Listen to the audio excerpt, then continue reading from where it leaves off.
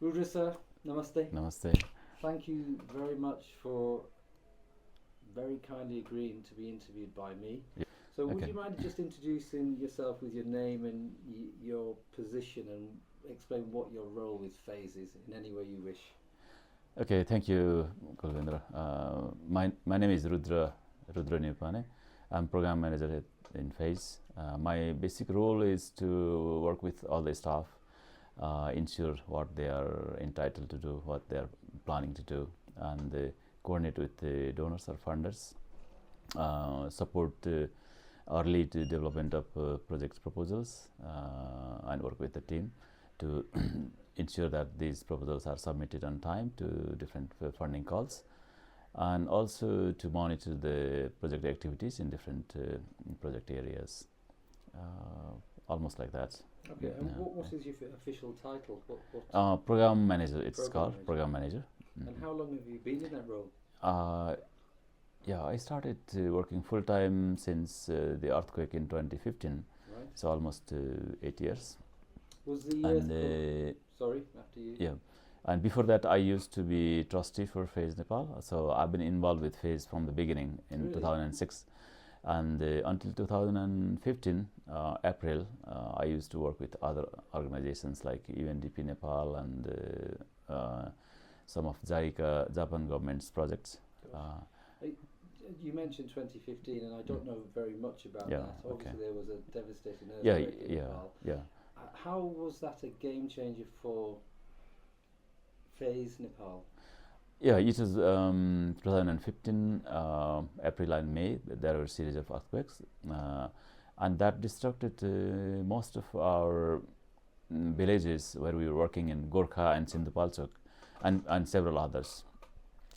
And the villages where we were working were badly damaged, and so we jumped in with the relief and recovery works.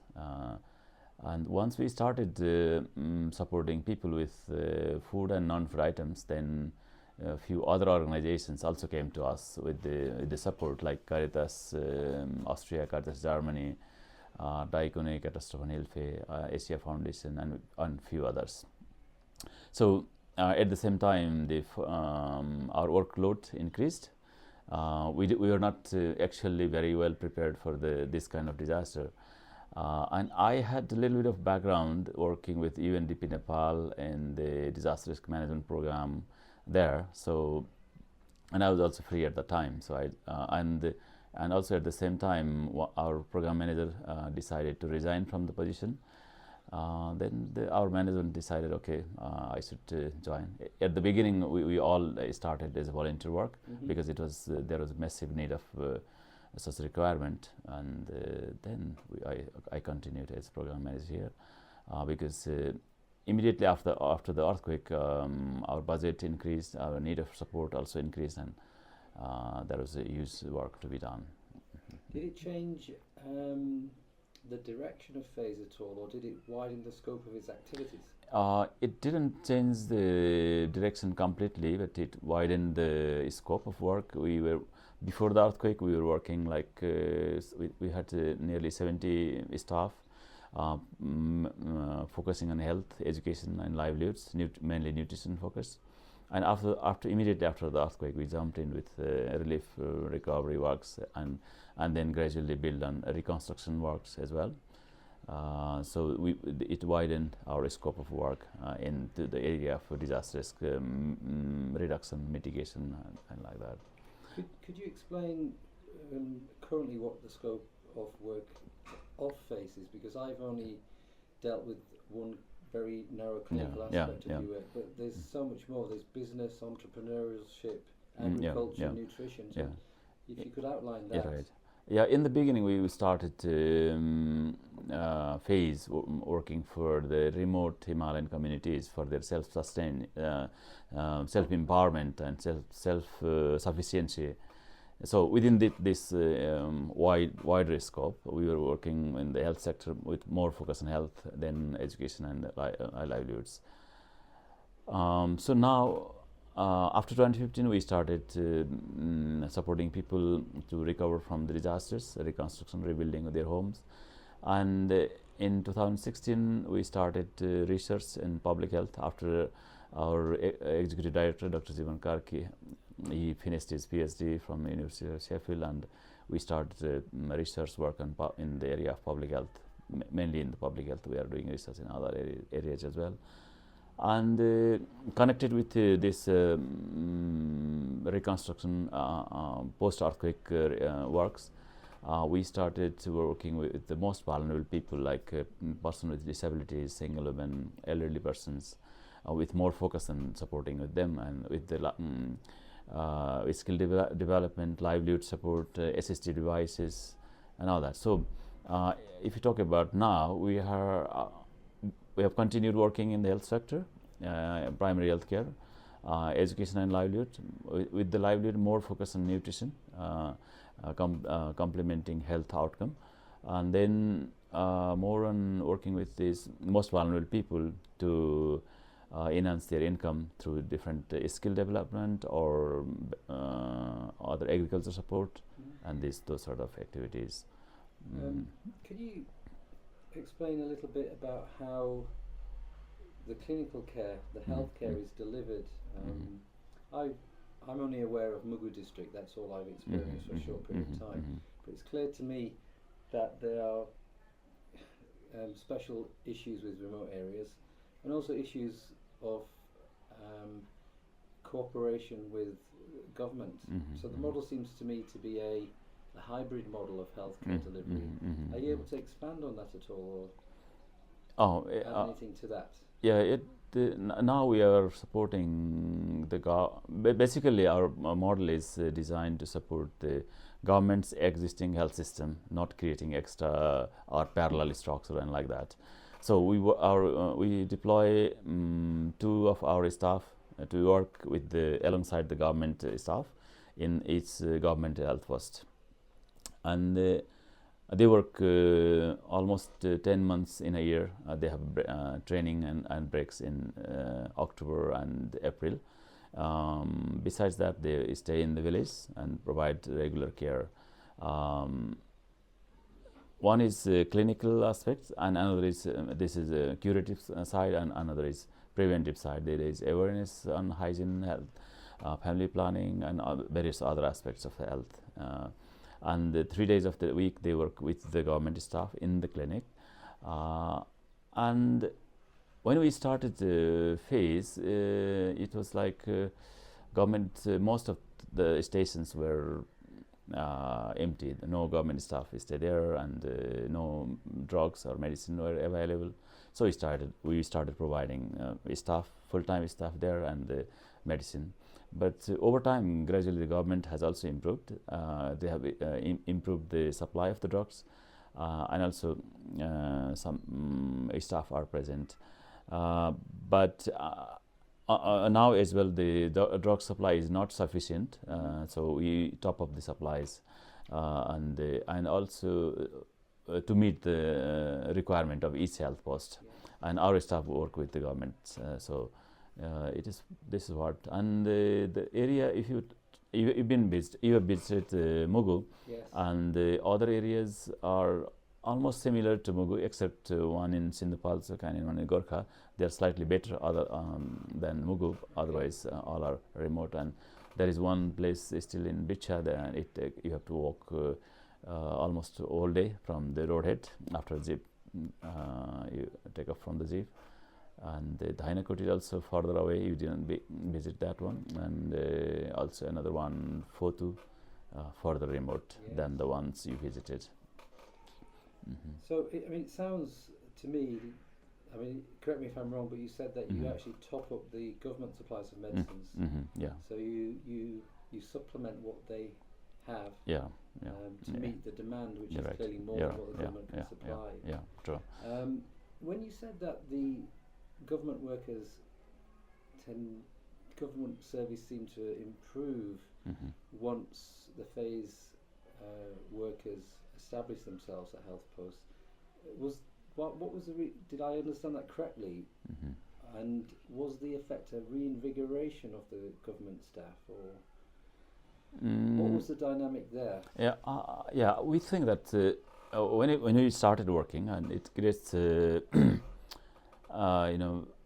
at the beginning, there were no very good supply of the drugs, and probably it makes frustration for the government staff also to stay there when the patient visit after walking 2-3 hours and come to the clinic, and they diagnose the disease, but they don't have drugs to give. So once we ensure those supplies, and probably it makes them happy, how do you say, conducive environment to stay there. Okay, it they sounds can. Like the phase presence improves the morale of the government staff, and that is one thing. And the other thing is that we have this awareness program, and we ask the villagers to visit the health post when they are sick. We train traditional healers, Dhami Jakri, they call it, and then in a way that they should refer the sick people to the clinic rather than just holding them in the village, having false kind of understanding of that they can treat all of them. So the regular supplies and continuous presence of our staff, I think that motivates government staff also to be in the position. One thing is that. Another one is we have a continuous program of update training of our staff. At least twice a year we organize training of our staff, and also we do have this GP mentoring program, and this has been quite useful to enhance the skill of our staff, because they have received very basic level training.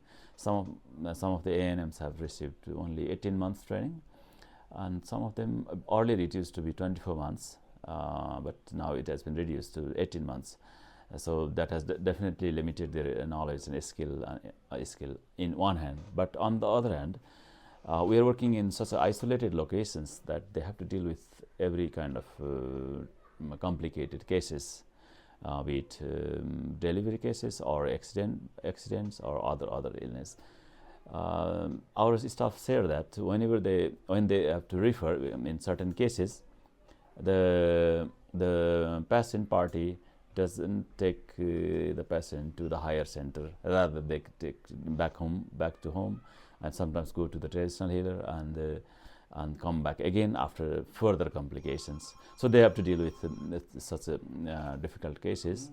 And in all these things, and this GP mentor program, in this one they stay at least 3, 4, 5, at least 5 days to 1 week in one station, and focus on teaching based on the observation and observation and interactive ways. And I think that this has been quite useful for our staff to learn higher skills. And because of all that, the government staff have also said that skill level is better with our staff because of the training, continuous training, follow-up, and mentoring, and all that. And also, we do have a system that whenever they have very complicated to deal with very complicated cases, they can phone staff here in Kathmandu, or we have few GPs here, general senior GPs, and then they can call them and get instructions and to follow, to diagnose the patient or treat that. So all that has helped, I think, to deliver little better services. With the you mentioned the GP mentor scheme in particular, and I asked this next question in the context that you're not a clinical healthcare I'm not, no. member of staff. You're more managerial, as I understand. But from your perspective in that position in Phase Nepal, ideally, what do you think that Phase Nepal does need from volunteer GP mentors who come over? As I said just before, basically we want our level of service improved gradually and continuously improved. That needs enhancement of knowledge and skill of our staff, dealing with the patient, diagnosis, prescription, and dealing with the mainly dealing with the clients, and also in improving skill to work with in a team and all that. And I think these are some of the areas we can improve. We can get support from the experienced GPs.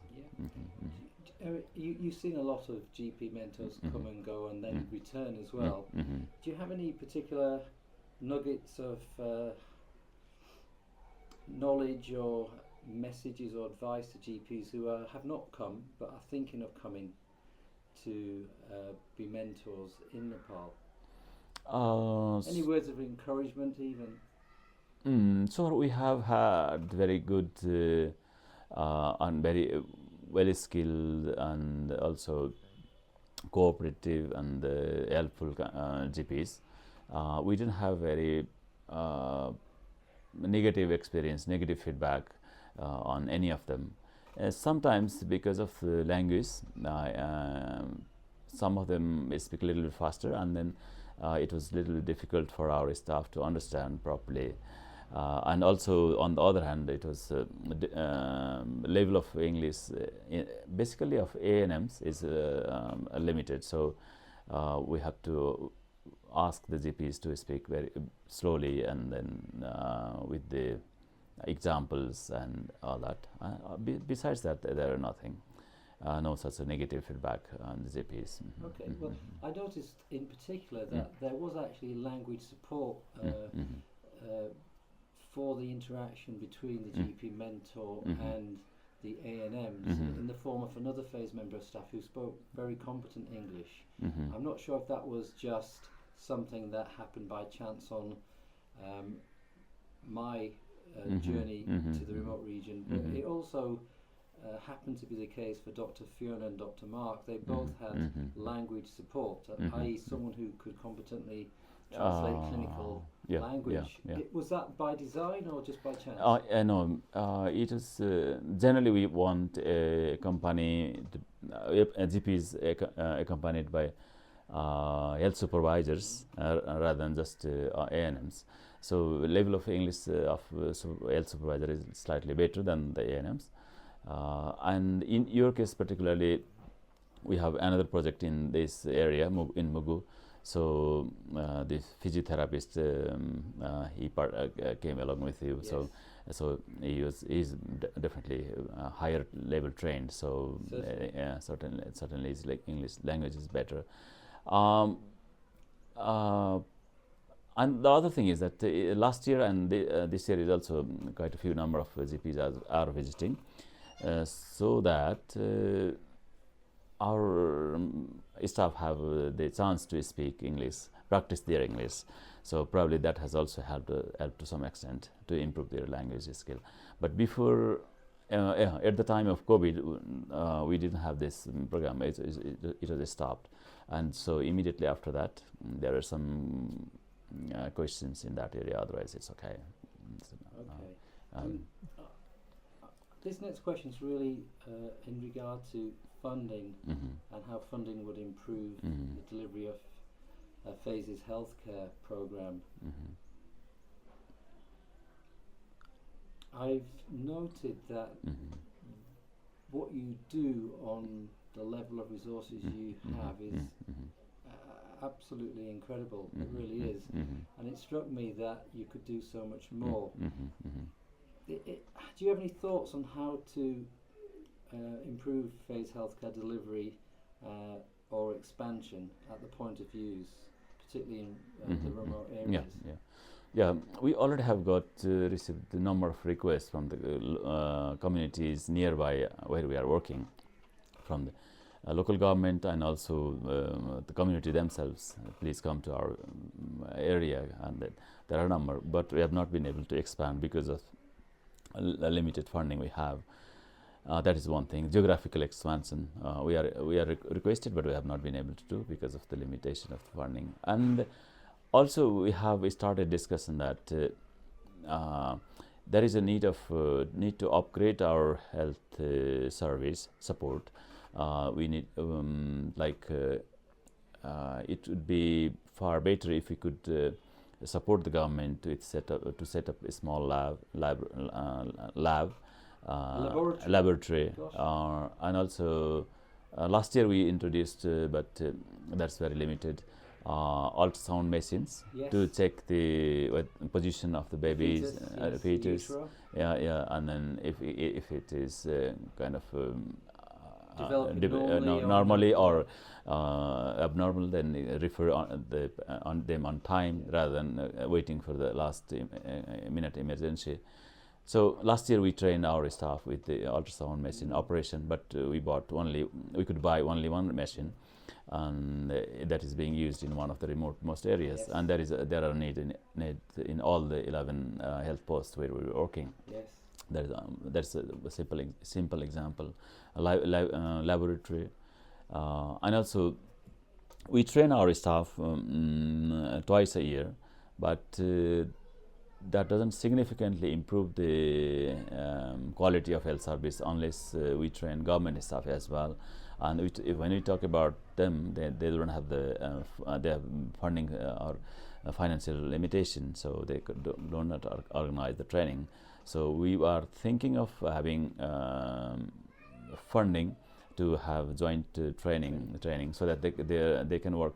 Their team building becomes stronger, and also the quality of government staff improves. These are some of the basic areas we are thinking of, but we are limited due to the financial circumstances at present. And also in some of the areas there is still demand to continue our service, but we are struggling with funding to continue this level of service. You mentioned geographic expansion to more remote areas, which are, why I would say, more needy and more deserving of care, because they're so much more remote and deprived. Can you give an idea of the area in terms of square meters or square miles? How big is this area that is underserved or not served at all? Actually, I don't have the exact. I mean, it's that will be a little bit difficult. Probably, if you talk about the health posts, probably in Karnali region, there are quite a large number. So in terms of the number of health posts that you could establish, probably, if there is resources, probably we could at least double the number from what we have now in the next year or two, and continuous expansion. Probably the entire Karnali region, Karnali province, most of the health posts need our support. Okay.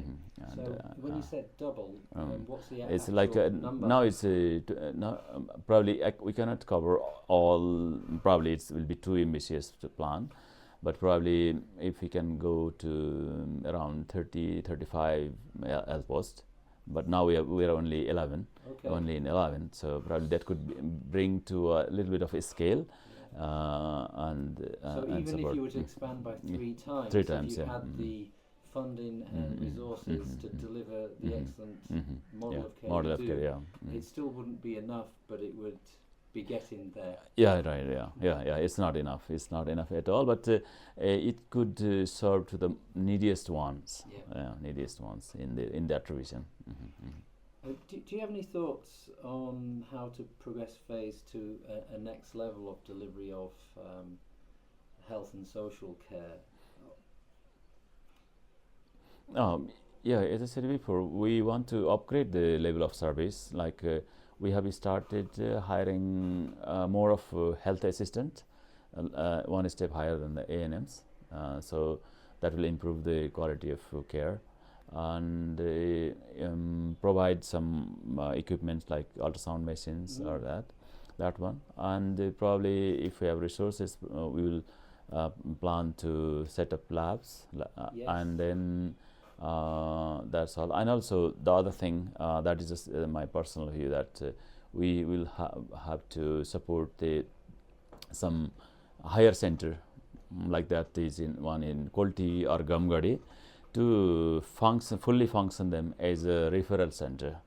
And now we refer our patient from, for example, from SIPA, where you've been there, and our staff say that the Kamaladi hospital refers them straight away to another center, and the patient don't go there because they don't have money and resources to go to another center in Jumla or Nepal somewhere, isn't it? Yes. So if we can improve the quality of Kamaladi hospital and quality hospital to some extent, probably that helps as a referral center. Yes. That is what I think we should do.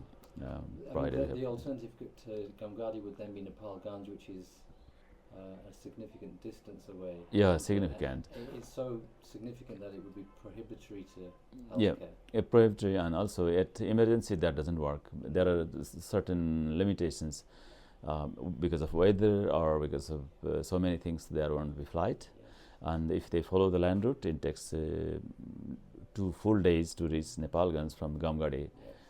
And it's a bumpy road, so it's not good for emergency patient to refer. In terms of how to progress phase to the next level, you mentioned upgrading, and is there any other kind of expansion in terms of different modalities of delivering health and social care rather than just upgrading? We haven't discussed about the different modality other than what we have been doing right now. One thing we discussed was incorporating government staff in the training package, and that's one thing, and also providing higher trained personnel in the health post. That's one thing, and the other thing is that since we started research and probably build on those research component in the health one, but that one is more on public health rather than clinical research. We do the public health kind of research. These are the things so far. Okay. I think on a previous discussion you mentioned audiology in terms of hearing aids and things like that. Could you expand a bit on that? That was not only hearing aids. We started supporting persons with disabilities, and based on the need, we have been providing assistive devices. Maybe, of course, wheelchair doesn't work in Mugu, in places like Mugu, but other mobility aids, and we have provided, and also we have supported them to improve their accessibility, home modification kind of things, fixing the rails or handrails, or making ramps, or making their toilets accessible and all that. And another thing came up is the hearing aids. In places like Mugu or Humla or Bazura, whenever they had even minor accidents, they just wait in the village, and they come up with different sorts of disabilities, deformations and all that. And I'm not sure whether hearing loss comes, how it happens. But there are a number of people who have hearing loss, from young children to elderly persons. So we organized small camps, and we have been providing assistive devices to them, and it is working okay. But the hearing aids are very expensive ones, and those very good ones. And this has been a little bit challenging to, and also a few months ago we provided hearing aids to some 20 people, and one or two of them already lost. So we are trying to replace those as well. Okay. In terms of camps and things, certainly with hearing loss you can make a very small change and revolutionise a patient's life. The other thing I think I touched on, an experience on my visit to Mugu, was visual loss. Visual loss, yeah. Have you got any thoughts about that, and particularly in Mugu, because my sense is that they are deprived in terms of vision care as well, and access to simple surgery, which would again revolutionise their lives. True. Yeah, we provided goggles to some of them, power glass to some of them. Yeah. But of course, there is still a need. Because some of them came for the camp and then they need cataract surgery and all that. Sometimes the camps are organized by other organizations as well. We, when there are opportunities, we help our people to visit those camps. Yes. For example, support them to visit those camps. But of course, like assessment of hearing loss and vision loss would be a good, great thing for those people if we can organize. And also the other thing is that we have recently built in the project is that physiotherapy service. That has been really, really useful to some of the people. They are getting a physio service at home, at their home, and our staff continuously go around and continuously follow up them, and this is good. This has been a good thing. And also in terms of disability, some of them have a remarkable chance in their life. We met one of a lady. She was at home for 8 years after her accident and her spinal injury, and then we brought her to here in Kathmandu for awareness, peer counseling, and kind of physiotherapy. We have 10 days program that we call it Independent Living Program, ILPA. It is 10 days intensive program that provides awareness on their rights and then exposure to the works of similar people, life of similar people, and also physiotherapy.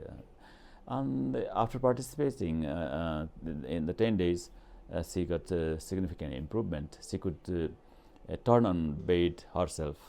She could sit for a while on bed. She could move her wheelchair to some extent compared to the beginning, and afterwards she decided to stay. After the 10 days ILP, she decided to stay somewhere in Surkhet near Nepal, and she has continued her physiotherapy in the hospital, and now she said that she can write few words because she was educated, and so she is improving. So similar examples we have in case of person with disabilities. Also, this support have been quite useful. Yeah, it's quite clear that phase could do so much more with more funding and more resources. Do you have any message to any potential stakeholders, financial donors or benefactors who might be listening to this interview? Yes, when we talk to the local government and the local people, they have always asked us to expand, support more, stay there, and work more and more.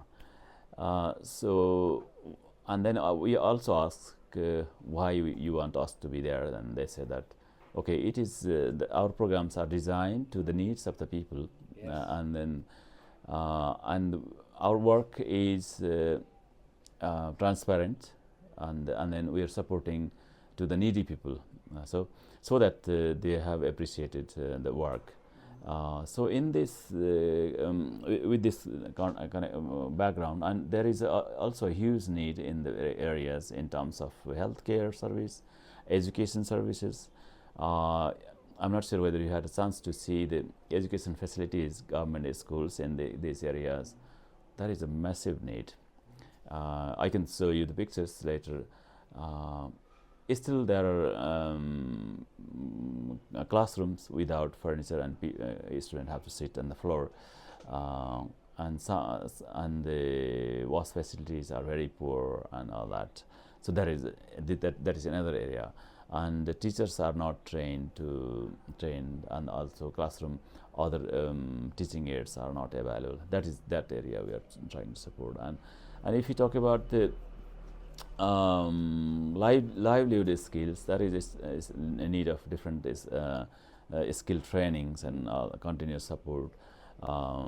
When we started working in Humla in 2008, I was not there, but our friends said that they didn't have vegetables.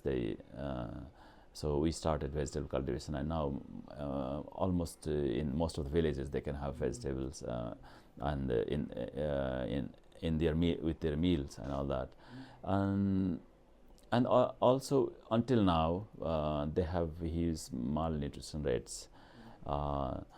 So there is a lot to do, and if the resources we have resources, we have now a sufficient level of experience to deal with all those things, be it malnutrition, case of education, or skill training transfer, or improvement of health services, or delivery of health services, and all that. So, and also we are very welcomed by the local government.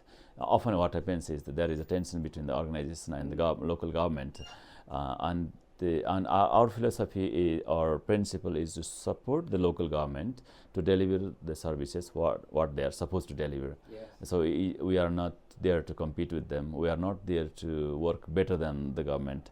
Our aim is to support the government to deliver better services, better care, and all that. So we have harmony in principle and practice. So that if we get any resources and we can deliver the things efficiently and effectively based on the local needs. So if there are any resources, how do you say, if it is ring fenced to some of the areas like health, education, livelihood, anything, that is also welcome. And if it is not ring fenced, it is general kind of things, we develop the projects or proposals based on the local needs, so we can cater the services on time, deliver on time.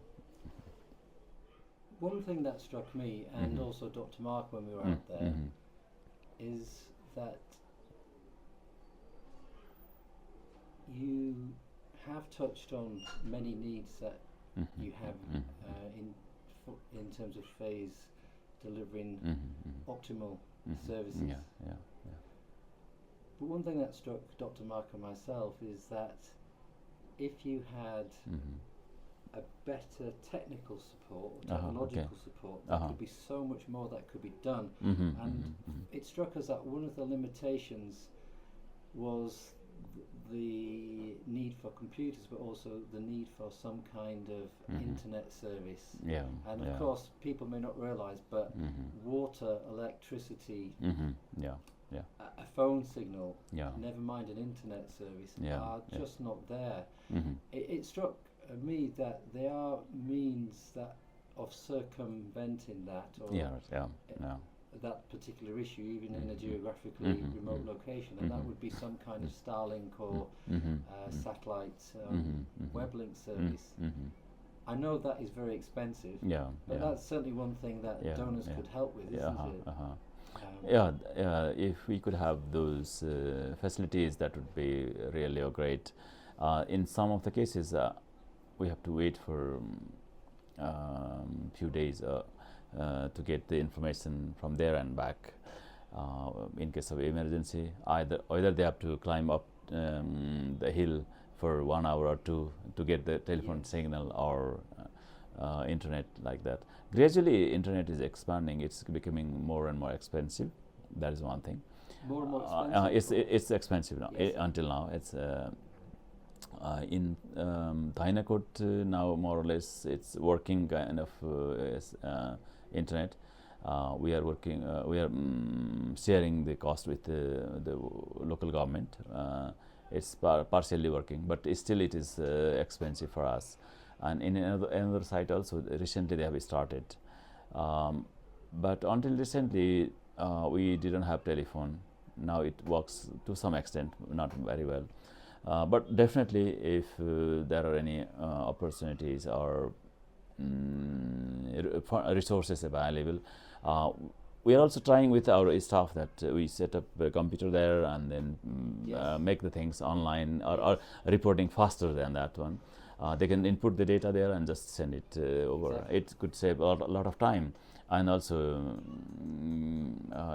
quicker decision and all that. But we have not been able to do because of the internet and also partly because of the resource as well, because hardly we have now managed computers for this office. It is kind of working. Some of the health supervisors have laptops, but not all staff.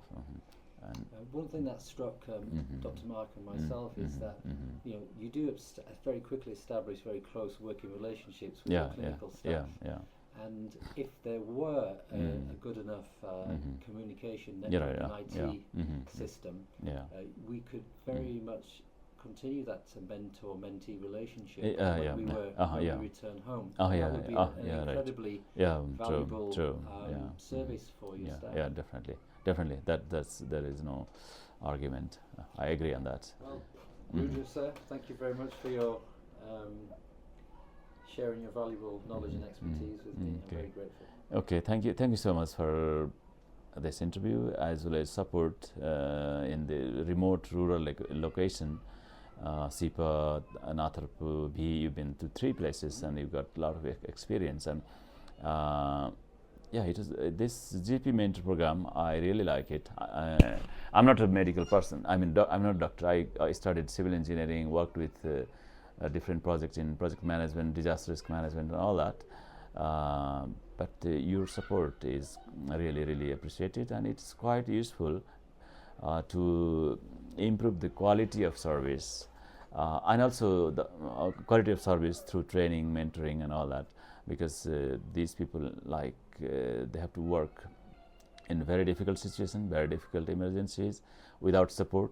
And whenever I go to the village, I'm a little bit scared because they have to deal with such a very complicated cases, and even in these hospitals there are a team of doctors and with a lab facility and machines and all that, and they have to do bare hand, and there is nothing. Yes, just one stethoscope and the scarf and all that. Yes. I would second that. And it's been a privilege to be allowed to work with him. So thank you, and thank you to Nepal. Thank you, and hope you'll manage again and again. And thank you very much for your support. All that.